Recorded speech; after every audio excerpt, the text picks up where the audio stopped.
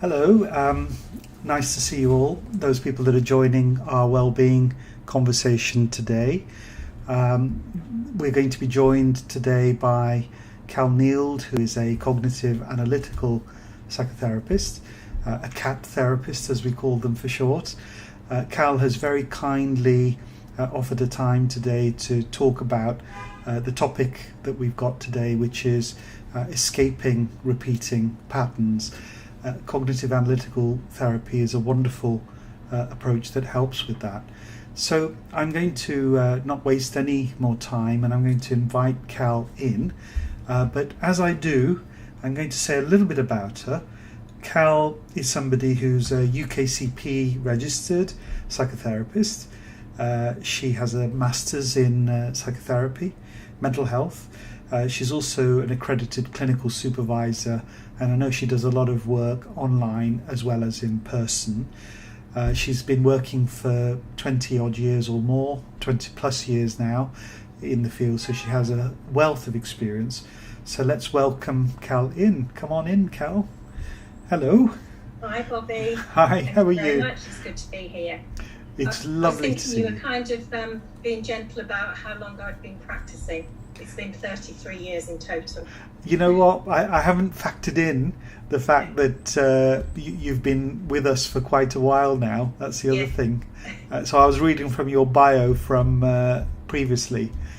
So anyway, I just needed to correct that screen. There we go. That's better. So Cal, thank you for joining. Tell me a little bit, Cal, for the people that are tuning in today and the people that might come and watch this stream at later points. Tell me a little bit about your journey into mental health and how you became a CAT psychotherapist. Okay. Well, so my journey into mental health. When I was young, 18, I didn't really know what I was wanting to do in life. I did a social sciences degree and didn't really know where I was going with that. But somebody said, well, why don't you go into mental health nursing? Yeah. And I thought, that's it. That's exactly what I want to be. I suppose I'd had experience in family of mental health issues. And I think, it's so prevalent, isn't it? I guess lots of people will have had some experience of mental health issues in family. And so I was kind of curious about myself, I guess, and curious about others. And mental health nursing was a great career to go into. I was lucky enough to be in London, at Guy's and St Thomas's in the community. Yeah. With, when Anthony Ryle was actually kind of formalising CAT, and he was the kind of founder of CAT. And I was lucky enough when I worked in community mental health in South London, had an opportunity to do the CAT training, which was still quite new, and to practice under supervision at St Thomas's. So that was back in about in the 90s, late mid-90s. So that's it in a nutshell. But I think it was out of curiosity about myself and other people, really. Yes. That's lovely. So it was kind of curiosity that drove you to this and moved you into this field. And it sounds like you trained with the founder then of CAT. Yes, very much so. And yes, met him at Guy's when he was doing some research. I think originally I was doing some research on Kelly's repertory grids or something a long time ago. But it's been a really good journey, a really good career, and you'll hear more about CAT obviously as we talk this evening. Lovely. Thank you, Cal, for giving us a little intro into it. So the other thing I wanted to ask you then was in your therapy experience, your clinical experience, these repeating patterns that people get into, whether it's clients or whatever we would call the people that come for therapy with you, what sorts of repeating patterns might people get into? Just to kind of give viewers a little bit of a feel for what we're talking about. Because, would you say a bit about that?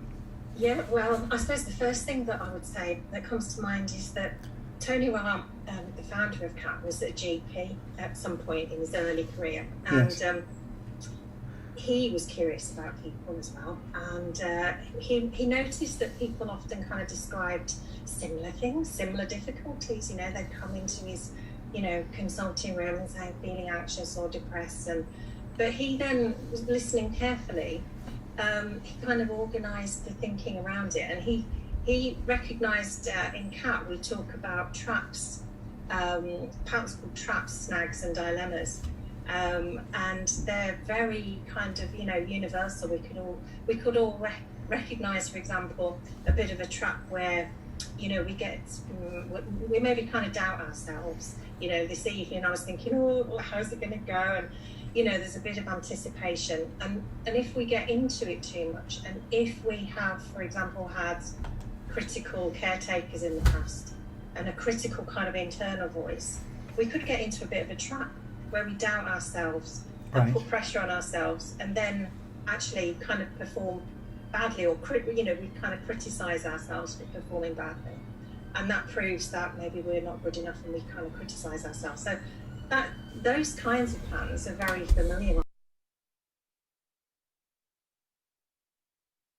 There might be a pattern of kind of always setting off to do something. Like recently I started to decorate upstairs and spring clean a bit, and if there's a pattern of giving up, sometimes we might find that we try new things, we give up.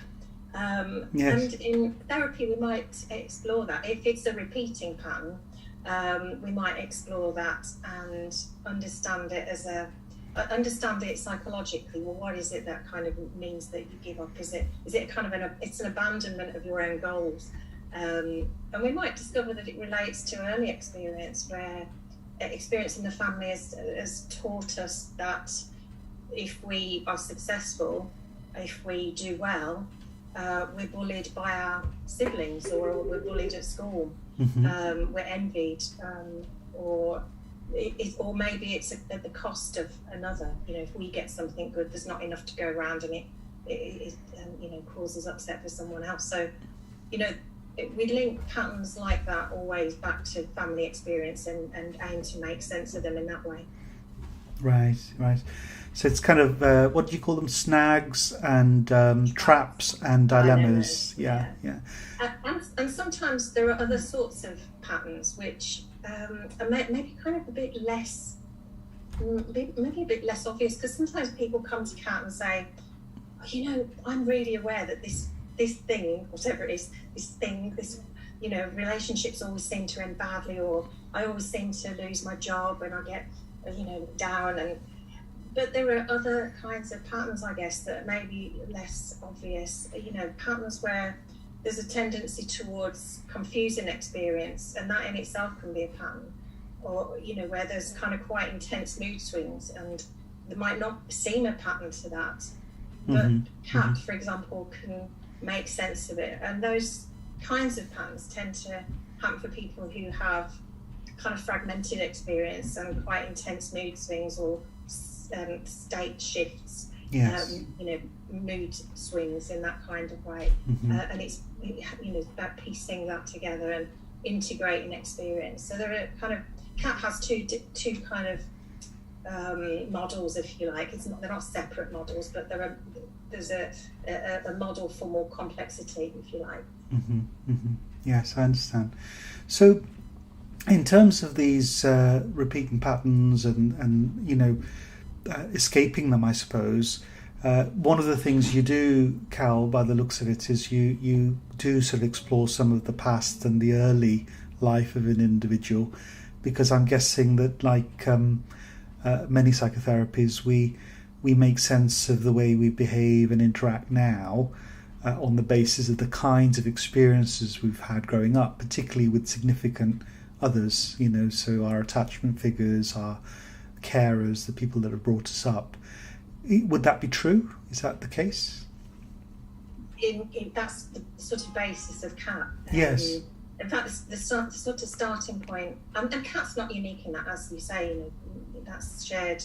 Lots of models of therapy share, familiar concepts, if you like. But in CAT, I suppose, one of the things about CAT is that it makes very explicit consideration of early influences in the family, and that's kind of one of the early tasks in CAT, if you like. So it's quite a structured therapy, so by that it has quite a clear way forward towards change.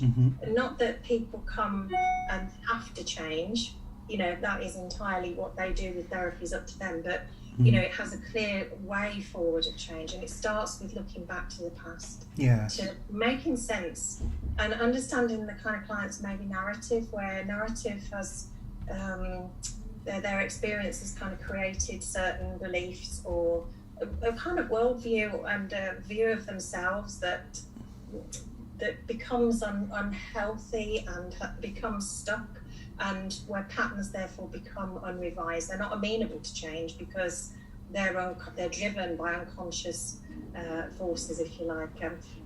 We all have procedures. We have procedures that are aimed and directed. When we get up in the morning, we have an aim to go and brush our teeth and smarten ourselves up, and that's kind of very clear aim direction. And if we kind of learn that we have to get up at a certain time in order to be able to go and brush our teeth to get to work on time, and one day we kind of get it wrong, we revise it and we'll kind of get up earlier. But in CAT, the pattern gets stuck. Things get stuck because of unconscious aspects. And so CAT aims to make those explicit by looking back to the past and understanding perhaps kind of internalized voices or beliefs, relational patterns, and it kind of it shares its understanding really.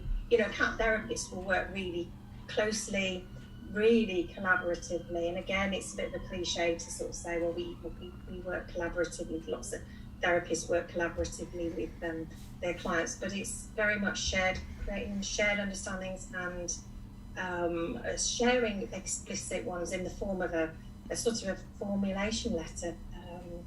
It's around session 4, so that's the basis of the therapy. So it's very collaborative. You're kind of co-creating, I suppose, is a term that's used. You're pulling stories and descriptions of behaviour and maybe interpretations together, but very much with the involvement of the client. So it's a joint venture. That's what you're sharing, Cal. And then something about sharing a letter, a formulation letter. And that's kind of it does happen in other therapeutic approaches, but the fact that you would sort of I suppose email or write out with a formulation letter. So the understanding you've reached, that's what you would do. There would be a physical communication of that kind. Yes, yeah. The therapist usually kind of, from the outset, the therapist will kind of explain to the client the aim of the early sessions is to create a shared kind of understanding that is written, and it's kind of then worked up, if you like. You kind of work it up. The therapist would never write a letter and put in there their own ideas or ideas that were not shared, that hadn't been shared. And therapists have different ways of doing it. It can be built up, I think, weekly. You kind of can summarize at the end of a session. It sounds like this, we've understood this today, and we'll put this in the letter. And of course, on working online, we don't work across the coffee table with pens and paper, and that adds a little bit of technology in the mix to how we do that, and there's exploration of how best to do that. But we can share documents and safely, password protecting, and taking account of GDPR and stuff like that, and confidentiality. So, and then we usually we then invite the client to either write back to it, write a response, or edit it in whichever way that they want to kind of engage with it. But it's the real basis of kind of a shared platform really to go on with. So the words that come to my mind, Cal, as you described that, very respectful. It's almost it is an equal relationship. I know there's a therapist that's trained, brings many years of experience, but it seems as though you're also prioritising the expertise of the client, because who's a better expert in themselves than the person themselves. We sort of forget that sometimes, don't we, in mental health or medicine or healthcare more widely. We're not doing something to somebody. Actually, they know quite a lot about themselves already, and we're sort of discovering things together. Is that a good way to put it? Absolutely. And two things come to mind when you said that. One is that, I go back to kind of Tony Ryle, the founder, and he was, he was kind of formulating CAT in the 80s when, health and social care was kind of under the cosh. Well, when is it not? It was really being stretched, and there were lots of reforms to it. And he kind of, his whole ethos was about, enabling people to help access a therapy that was effective and efficient. And in doing that, he, recognised that part of the model actually was that we're relationally kind of created, socially created. We're influenced by the sort of all the forces around us relationally. And I think the point that I'm making is that he was essentially really humanitarian, and I think very respectful in and I think that just runs through the heart of CAT. Yes, we can see that. I'm sure people listening might be quite surprised. People that have had different kinds of counselling, or maybe met a psychologist or psychiatrist. Obviously everybody works in a different style, but this is kind of part and parcel of the cognitive analytical therapy approach. So it may be a very refreshing eye-opener for professionals and clients that might be tuning in. So Cal, the sorts of presenting difficulties then, just some of the kinds of things you're working with, for example, at the moment. What are we talking about? Things like depression, anxiety, relationship breakdowns. Do you want to say a bit about the kinds of presenting difficulties? Is it the whole spectrum of mental health needs? Well, it is pretty much, I've got to say. I mean, as in, the CAT has really got an established basis in the NHS, and in the NHS it's used widely across many kind of departments in psychological kind of presentations, if you like. So, in eating disorders, in services for those with personality disorders or complex presentations. Yes. So from the kind of very common, anxiety, depression effects, 1 in 4, I'm sure it's much more than that now, but yes. From the kind of very common, if you want to call it that, presentations through to the more complex. And there's very few exclusion criteria. And even where, for example, NICE guidelines might not say, well, CAT is effective for those with perhaps, an OCD kind of presentation. In my experience, and I imagine in other CAT therapists' experience, for some it can work. It's got very few exclusion criteria, and I think the criteria would be that anybody coming with something that they are curious about, and they are, maybe want to understand and are willing to look back at the past, because some people don't want to. They just kind of want to say, look, I need I need to stop feeling so anxious. I don't want to look back to the past. Just help me with my panic attacks, and that's perfectly valid. CAT is just one of a whole range, isn't it, of therapies that are available. So we don't suggest that CAT is the pill for everything. The therapy's a pill for everything at all, but it can be effective for a wide range of difficulties. That's lovely. So we're going to go into a case example in a moment, because that might help bring it to life a little.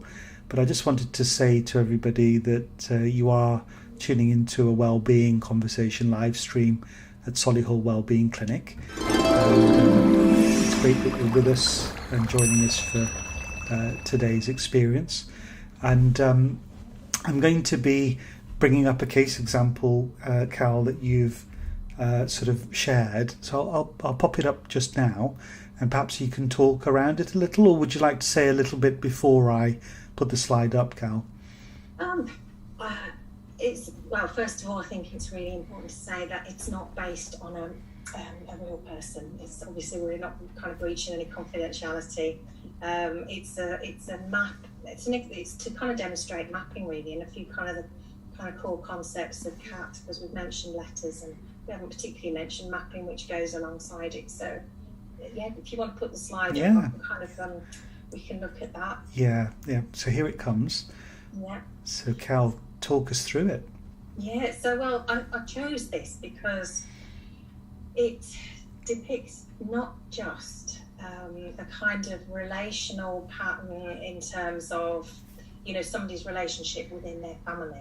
CAT can also help to make sense of relational kind of difficulties between an individual and maybe a system, whether that is a family or whether it's a department. And in this case, it's actually a hospital department. So I did used to work in the diabetes department at St Thomas's. Yeah. And CAT has a place. In fact, it's kind of evidence-based to work well with those who have diabetes and are sort of struggling to manage their diabetes well. Yes. And it depicts patterns that, as I say, can kind of that link to an individual's own background. So, for example, a person with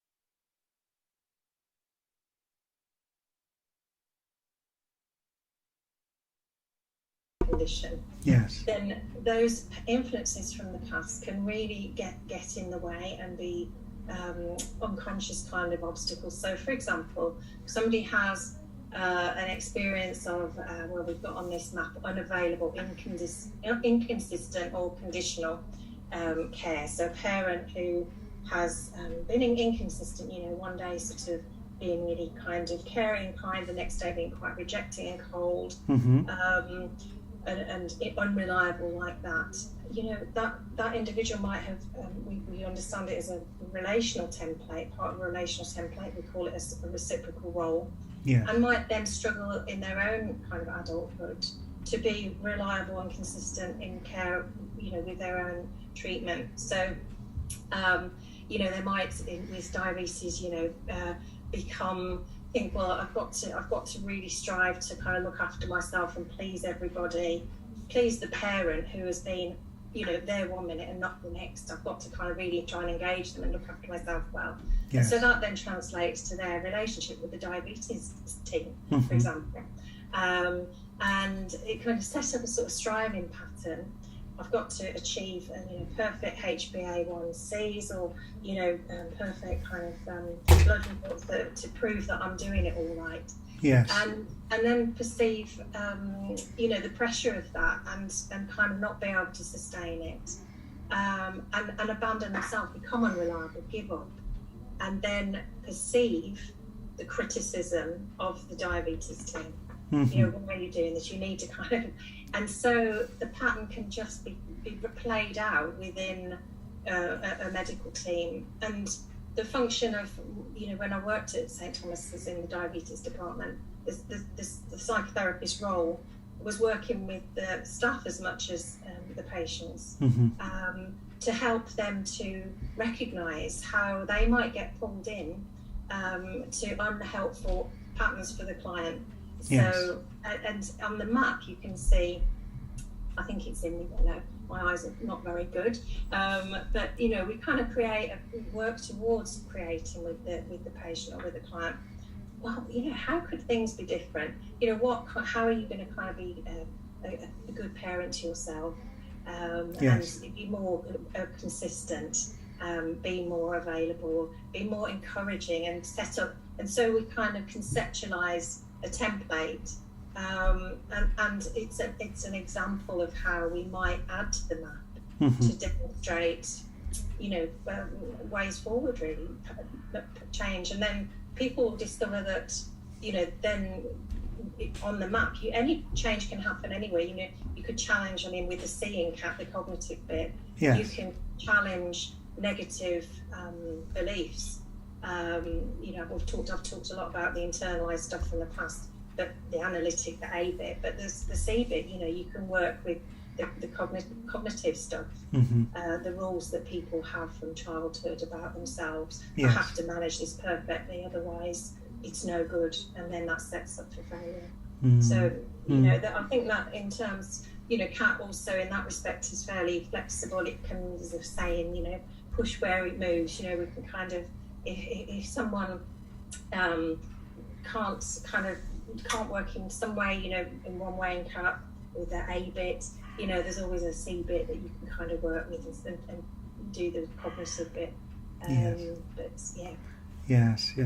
So I can see the map that you've got there, Cal. It's kind of, it's almost as though that box where you've got disappointing and discouraging kind of connects to disappointed and discouraged. So it's almost like that cycle. That's an example, isn't it, of that cyclical pattern where what we're experiencing creates more of that behaviour within us, and the more we behave that way, we invite more of those responses from other people around us. And I suppose there could be other examples of that polarity, if you like, or that circular pattern. So can you give an example of maybe non-diabetes, but maybe say a couple who are getting into difficulties together?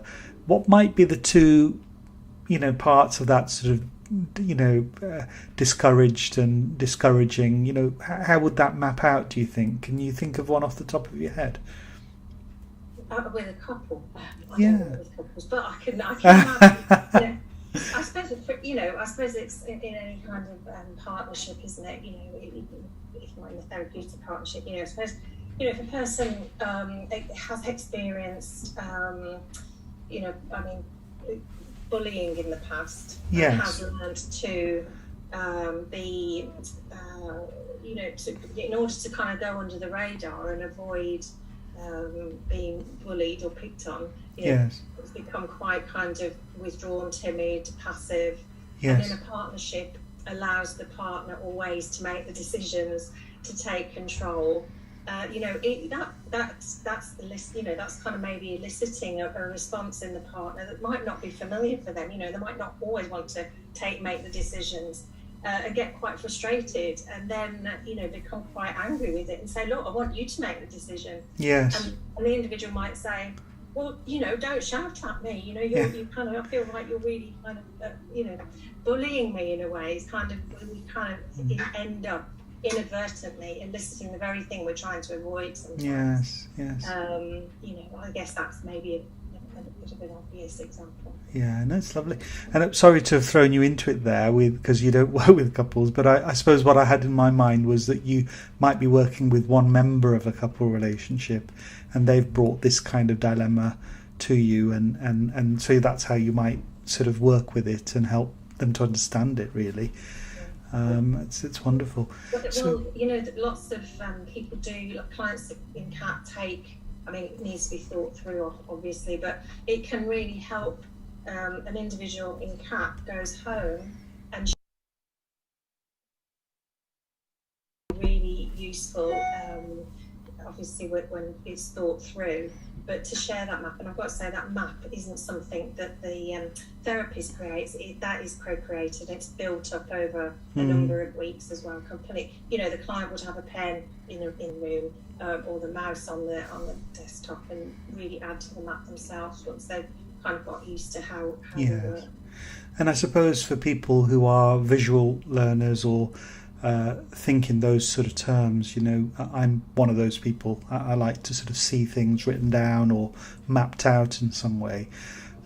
It's a real support, isn't it, to the talking and reflecting, and I suppose it's something physical to take away. So in a therapy room, I would imagine people take a photograph of it or a photocopy, and then it's a focal point for them to think more about these issues away from the session, between sessions. In and between, I think that's right. Yeah. All the work is continuous. Well, that's the aim, that it happens between the sessions. Yeah. The client has their map, they're self-monitoring. They might do that quite formally and structured, write a really kind of self-monitoring diary almost. But always kind of have it in mind, might do notes on their iPad or iPhone, using the map. And that's how we work towards change. Yes, that's lovely. And I'm trying to bring over a message that we're getting, but I haven't quite perfected that yet, Cal. So we'll have to leave that for the moment. But just looking at the viewers, and there's some thumbs up and some thank yous coming through for what you've shared so far, Cal. And it's a relatively, in terms of timescales, it's considered, compared to sort of dynamic psychotherapy, it's a fairly short-term focused approach, Cal. Is it something like 24 sessions, something like that? Have I got that number right? Up to? Yeah, I mean, it is fixed term. It's what we call fixed term. So that we work with the ending always in sight, and that ending in sight is an active ingredient. And usually the CAT it has a model of working to 8 sessions, to 16, to 24, and sometimes to 32, with a follow-up built in as well. Yes. So that's it gives people a good idea, doesn't it, of what they might be working with. Now, as a systemic psychotherapist myself, we sometimes say, Cal, that even the first session could be the last. I don't know, and that's not necessarily a client sort of putting their arms up in the air and saying, you're a load of rubbish, I'm not coming back. Sometimes you can do a lot in one session. Would that apply to CAT equally, or is there a sort of 4-session minimum setup? I never have I kind of said you've got to kind of sign away for 4 sessions or 16. I always say, the principle is kind of make a commitment, to yourself as much as anything. Maybe 4 initially, and it's very, very rare. I can't remember the last time somebody has wanted to stop at the point of reformulation when the letter is done.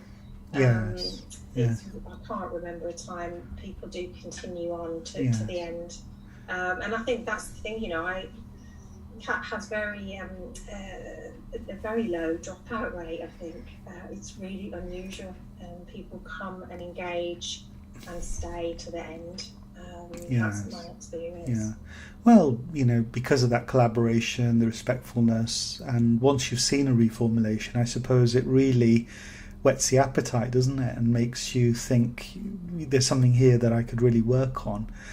And in your experience, Cal, do people, I know this is a big question, but do people really escape those old patterns? Is it possible? I'm just thinking about people that are viewing, will watch this, and they feel very stuck or helpless.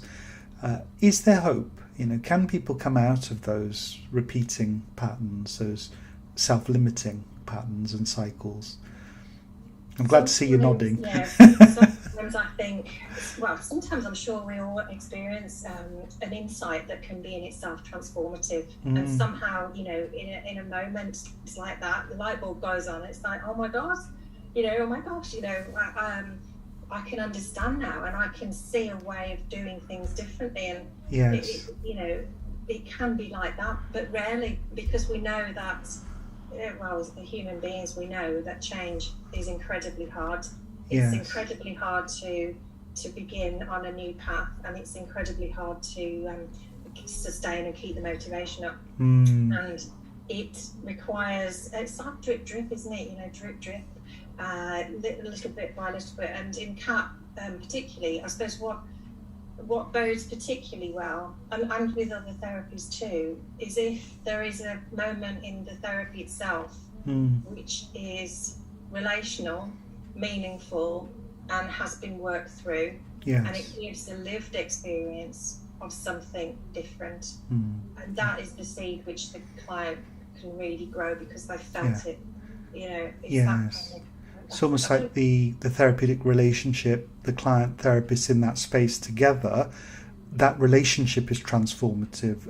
Potentially that holds the seeds for a new experience, a new cycle of relating. And those are things that are reflected on in the goodbye letter. There is the final, penultimate or final, depending which way you go.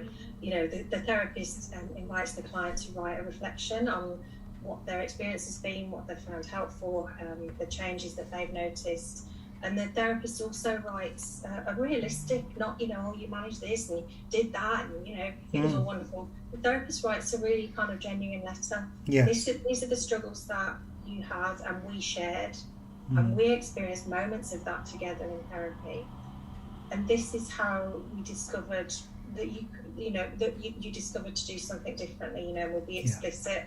And then, the letter will kind of come to a point where this is perhaps something you can take forward and be quite explicit in that to help the client beyond. So it's kind of it projects into the future as well. And then we see people follow up to see, how they have done. Yeah. Well, Cal, I just wanted to say that it's been wonderful. I wanted to direct people to the website because I know you've written about cognitive analytical psychotherapy. So if people want to know a little bit more about the approach, do visit www.solihullwellbeingclinic.com, and here is the page that I would direct you to. It's in the articles section on the website. There's a lovely article here that goes into some details from the things that Cal has spoken about today. So if you didn't follow it all, or you prefer a more written approach, that's definitely somewhere to go and have a look. And as we wrap up for today, I just want to let you know that we are meeting every Thursday at the moment at 6 p.m. for a Wellbeing live stream. You're very welcome to join us. Keep following us on Solihull Wellbeing Clinic's Facebook page, which is Facebook at Solihull Wellbeing. Keep with us, keep commenting, keep suggesting ideas. Let us know what works well for you. Cal, I just wanted to say thank you to you for taking the time out today. I know you've been very, very busy. There's a lot going on for you, and you've taken some precious time out, but it's been very valuable from my point of view. Thank you. Pleasure. Thank you, Bobby. Okay, see you soon. Bye-bye now.